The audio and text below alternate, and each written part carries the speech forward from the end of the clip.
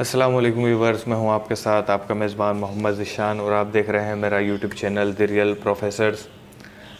ख़वातीन व हज़रात, इंसानी मजाज के बारे में बात करें तो इंसान हमेशा दूसरों से मुमताज़, दूसरों से अलग नज़र आना चाहता है।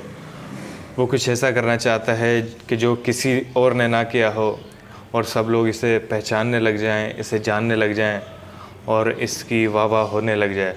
वो जहाँ से गुज़रे लोग इसे सलाम करें और आज के दौर की बात करें तो लोग इसके साथ सेल्फ़ियाँ बनवाएं और इसकी शान में बड़े बड़े कसीदे लिखने लग जाएं।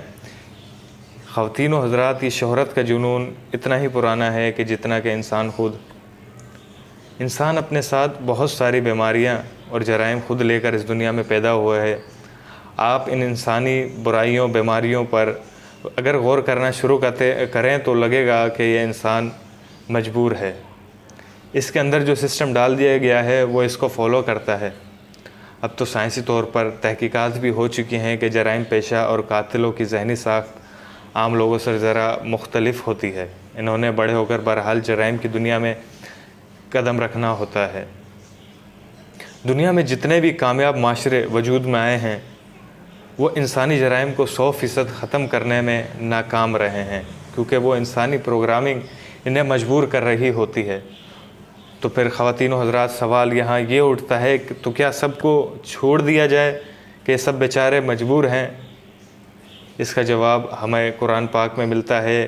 कुरान पाक में इन बुराइयों, इन खामियों पर बात की गई है, इन बुराइयों से रोका गया है, इनसे मना किया गया है और बास की अगर सज़ाएँ मुकर्रर की गई हैं तो बास के बारे में दुआएं भी बताई गई हैं। खुदा भी जानता है कि इसने जो मखलूक तख्लीक की है इसमें ऐसी खामियां हैं जो इसे बुराई की तरफ लेकर जाएंगी, लिहाजा इनका सद्देबाब, इनका मदावा, इनका हल, इनका इलाज भी बताया गया है।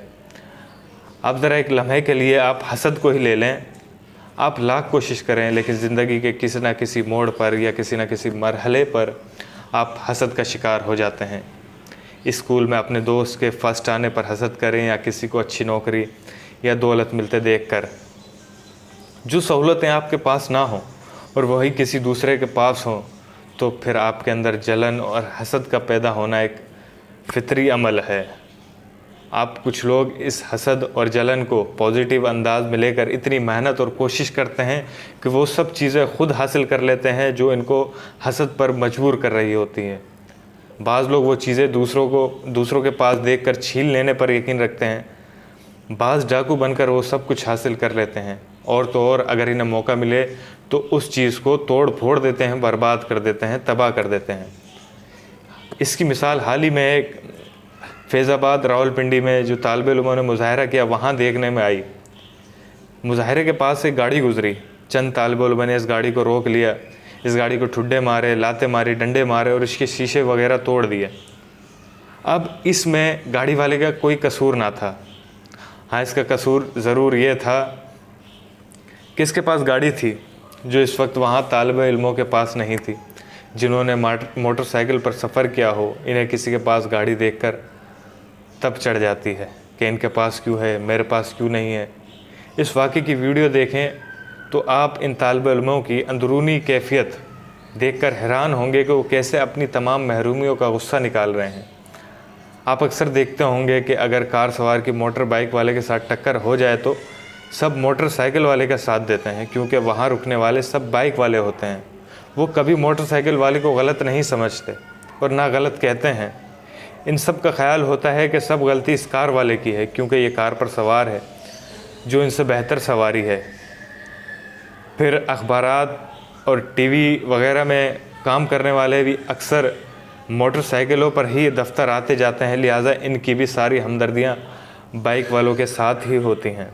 और अगले दिन अखबारात में फ़ैसला सुना दिया जाता है कि तेज़ रफ्तार कार सवार ने मोटरसाइकिल सवार को टक्कर मार दी और तेज़ रफ्तार ट्रक ने मोटरसाइकिल सवार को टक्कर मार दी, हलाक कर दिया, हादसा कर दिया। आज तक मैंने नहीं पढ़ा और नहीं सुना कि कहीं लिखा हो कि मोटरसाइकिल वाले की गलती से कोई हादसा हो गया, कोई जानी और माली नुकसान हो गया। बहरहाल मैं ख़ुद मोटरसाइकिल चलाता हूँ और मोटरसाइकिल चलाने वालों की साइकी को समझता हूँ। मैं रोज़ देखता हूँ कि मोटरसाइकिल सवार कैसे सड़क से तेज़ी से बाइक निकालते हैं। इशारे तोड़ते हैं, सिग्नल तोड़ते हैं, गाड़ियों को आगे से टक्कर मारते हैं, पीछे से टक्कर मारते हैं, लेकिन अगले दिन अखबारात में और चैनल्स में सारी गलती कार सवार की बता दी जाती है, ट्रक सवार की बता दी जाती है। इसका पूरे माशरे पर असर हुआ है। जिस तबके के पास जो कुछ नहीं, वो ऊपर वाले को देखकर बावला हो जाता है, इसलिए कि हर माशरा तबकात में बँट जाता है और ये ग्रोह अपनी अपनी ख्वाहिशात के ग़ुलाम बन जाते हैं। कुछ लोग ख्वाहिशात को दबा लेते हैं और एक हद तक कोशिश करते हैं कि वो सब कुछ जायज़ तरीके से पालें जो इनके पास नहीं, और जो नहीं पा सकते वो बदमाशी पर उतर आते हैं। इन्हें शनाख्त चाहिए होती है जिसकी भले कोई भी कीमत अदा करनी पड़े। हर कीमत पर दूसरों पर बरतरी, बदमाशी और शोहरत के जुनून ने इंसान की जो हालत कर दी है। ख़वातीन और हज़रात, इससे एक भारतीय फ़िल्म का मशहूर डायलॉग याद आता है कि साला कभी कभी तो ऐसा लगता है कि आप उन्हीं भगवान हैं। अल्लाह हाफ़िज़। चैनल को सब्सक्राइब कर दीजिए, वीडियोस को लाइक कर दीजिए और मज़ीद ऐसी वीडियोस के लिए बेल आइकॉन को प्रेस कर दीजिए। अल्लाह हाफ़िज़।